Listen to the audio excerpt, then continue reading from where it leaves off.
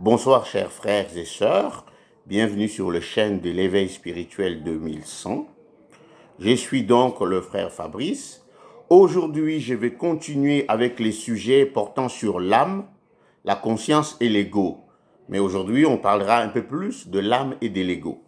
Et je vais prendre la peine de tenter d'approfondir en fait le thème. Le thème de la vidéo de l'enseignement de ce soir, c'est pourquoi dites-vous que la nuit porte conseil? Donc, voilà une personne qui est confrontée à un problème, à une difficulté, qu'il n'arrive pas à résoudre. Il est pris par une colère, par exemple. Et donc, la personne, voyant son problème insoluble, décide d'aller se coucher. Et une fois réveillé, il pose un certain nombre d'actions et son problème, qui hier encore lui semblait insoluble, ou la veille lui semblait insoluble, finit par être résolu, trouver des solutions. Nous avons donc l'habitude de dire, ah oui, la nuit porte conseil, mais la nuit ne vous porte pas conseil comme ça, comme s'il s'agissait d'un être. Donc effectivement, il y a des canaux spirituels qui ont sûrement été utilisés pour permettre à l'ego d'avoir un certain nombre de directives, de l'information pertinente pour pouvoir résoudre le problème qui hier encore semblait insoluble. C'est ce que nous allons tenter de comprendre. Donc, le mécanisme par lequel l'âme donne des directives à l'ego pour pouvoir fonctionner. Donc, la première chose que vous devriez savoir, c'est que votre âme n'est pas quelque chose qui est en votre possession. Vous ne possédez pas votre âme, mais votre âme vous possède. Bref, il serait plus correct de dire que vous êtes votre âme. Quand je dis vous, il ne s'agit pas de l'ego. Il s'agit de votre existence.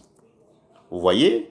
Ceci dit, les expressions du genre vendre son âme au diable ou bien perdre son âme n'ont pas d'essence spirituelle, n'ont même pas lieu d'être. Parce que votre âme n'est pas quelque chose en votre possession dont vous pourriez disposer à votre guise jusqu'à aller le vendre à quelqu'un ou à une quelconque entité pour gagner de la richesse. Vous voyez, ça ne sert à rien tout ça.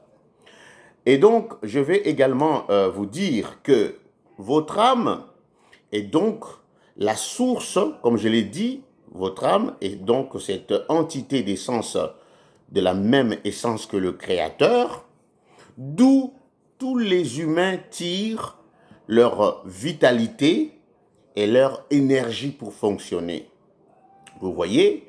Donc, c'est pour ça que à chaque fois que nous travaillons, notre corps doit se reposer, mais notre conscience ne se repose pas.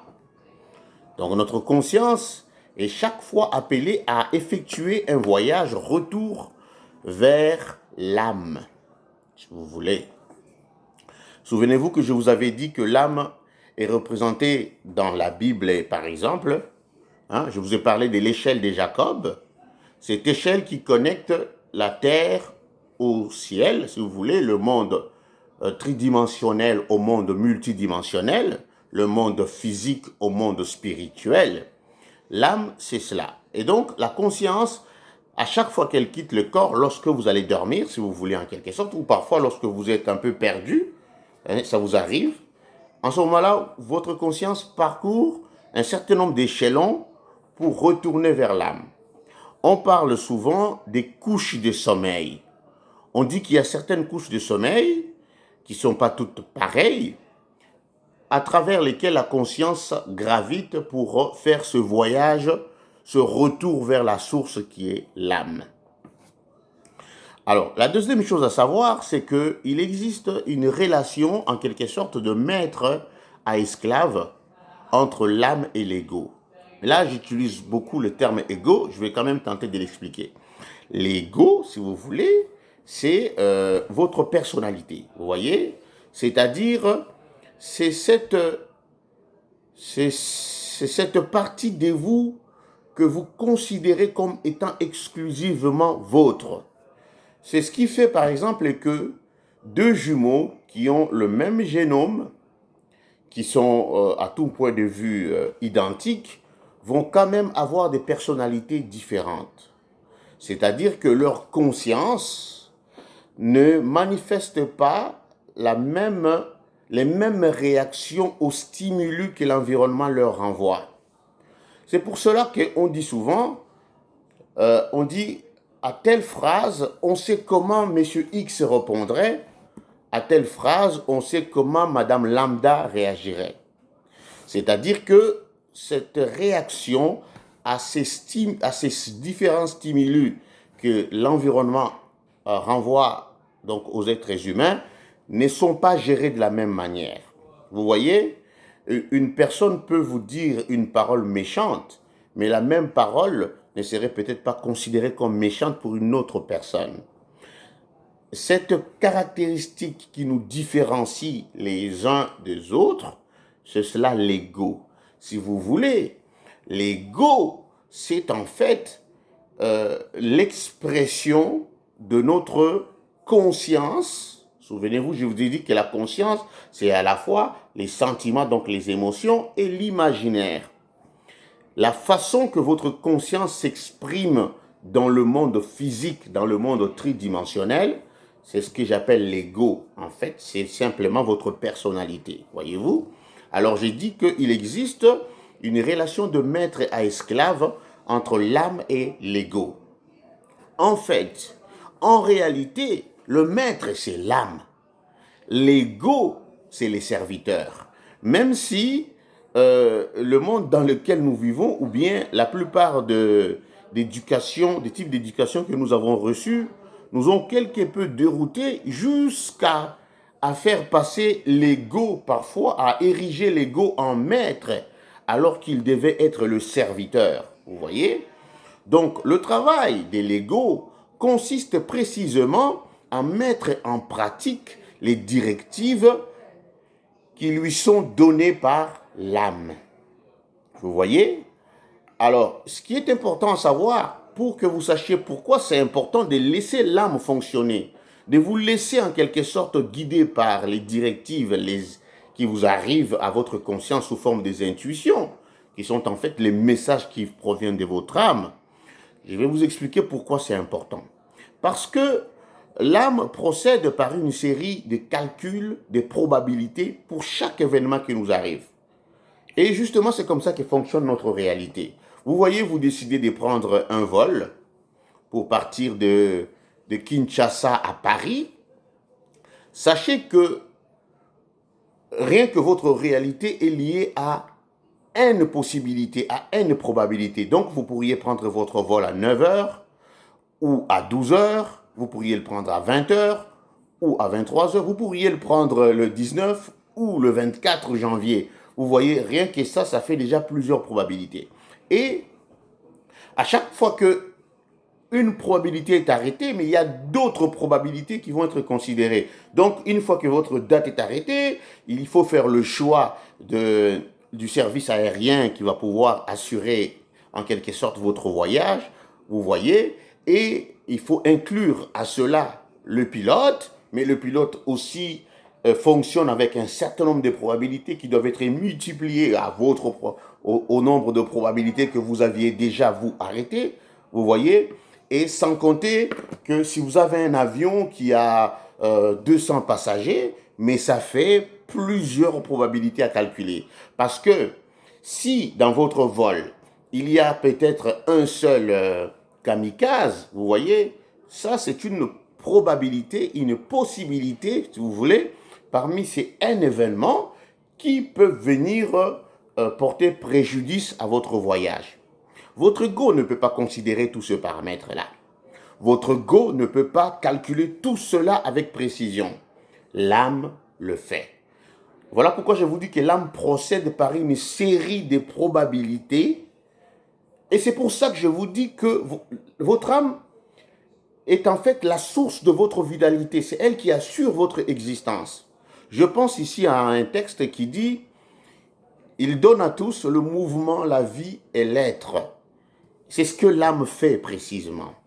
Donc, Elle va calculer une série de probabilités, elle va choisir l'événement le plus optimal qui vous convient. Et cette information, vous êtes acheminé par le canal de votre conscience et cela arrive donc à votre cerveau, si vous voulez, et vous prenez le choix, vous choisissez. Mais ça arrive, c'est à partir de ce moment-là que l'ego rentre en compte. Une fois que l'information arrive, l'ego intervient. Donc l'ego peut refuser. Ce qui arrive très souvent, le cas puisque nous vivons dans un monde assez complexe, l'ego va prendre le devant et dire non, je ne veux pas de cela, je change. L'âme ne va pas se fatiguer. L'âme va proposer une autre possibilité.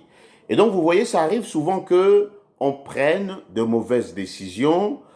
Parfois, on prend de bonnes décisions.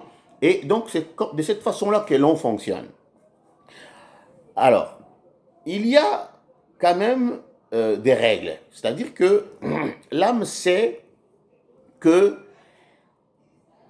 elle ne peut pas laisser à l'ego, si vous voulez, la liberté, le luxe de prendre toutes les décisions pour notre existence. Donc, il y a certains aspects, je vous dirais en fait des aspects qui tiennent en fait de notre existence, pour lesquels l'âme ne laisse même pas à l'ego le choix de décider. L'ego doit l'exécuter. Voilà pourquoi, pour certaines choses, vous allez dire, je l'ai fait inconsciemment. Vous ne l'avez pas fait inconsciemment. On ne vous a jamais laissé le choix, en fait. Vous voyez? Donc, il vous arrive comme ça de dire, mais je ne savais pas, je suis sorti, je voulais avoir un taxi, et un taxi est arrivé. Si je n'avais pas pris ce taxi-là, je serais arrivé en retard par exemple, à mon entrevue pour un nouvel emploi. Vous voyez? Votre ego ne peut pas prévoir tout ça. L'âme prévoit tout cela parce que l'âme n'est pas contrainte, l'âme n'est pas assujettie par les dimensions de l'espace et des temps. Donc, une personne qui a un problème, vous voyez, j'aimerais peut-être vous donner un autre exemple, mais un peu plus compliqué quand même. Là, le temps me manque, j'y reviendrai prochainement. C'est-à-dire qu'il y a un aspect, par exemple, un exemple que je voulais donner de notre corps, comment notre corps fonctionne. Ça, ce sont des aspects pour lesquels l'ego n'a pas le choix. L'ego doit exécuter ce que l'âme lui demande de faire. Donc, à l'avenir, faites attention, soyez plus attentifs aux intuitions qui parviendront à votre imaginaire ou à vos sentiments. Vous voyez, vous décidez peut-être de tourner à gauche au lieu de tourner à droite. Peut-être qu'il serait préférable de suivre la première intuition. Vous voyez, qu'est-ce que je peux également dire? Faites de plus en plus un effort de faire de petits voyages comme ça, même en pleine journée, puisque les intuitions que l'âme vous envoie, qui sont en fait les directives pour votre survie, pour votre évolution, pour votre réussite, vous parviennent en fait sous forme d'intuition. C'est comme ça qu'on le dit. C'est comme des petites voix qui montent à travers votre cerveau ou vos sentiments, vos émotions. Sachez les gérer. Sachez le prendre en considération. Et de cette façon-là, vous savez maintenant que lorsque vous avez un problème, que vous êtes tourmenté, allez vous coucher. Ça peut vous faire du bien. Parce que lorsque vous vous couchez, votre conscience va amorcer le voyage vers l'âme pour d'une part aller se ressourcer en énergie vitale, mais également aller s'enquérir, si vous voulez, des directives pour attaquer votre prochaine journée ou une nouvelle étape de votre vie. Voilà, j'espère encore avoir été clair dans ce que j'ai dit. Et donc, je demande toujours à ceux qui veulent m'encourager à continuer à faire ces enseignements, de s'abonner et de partager les vidéos. Donc, la prochaine fois que vous penserez à dire qu'un tel a vendu son âme, réfléchissez 2 fois avant de pouvoir le dire, car l'âme n'est pas quelque chose qui est en votre possession. Vous ne la possédez pas, elle vous possède. Vous êtes, donc quand j'ai dit vous, ça veut dire votre ego, vous êtes une manifestation, une expression, de votre âme dans cette dimension-ci, puisque évidemment, nos âmes s'expriment aussi ailleurs. Voilà. Sincère remerciement à tous ceux qui ont suivi, et puis bonne soirée et à la prochaine. Merci.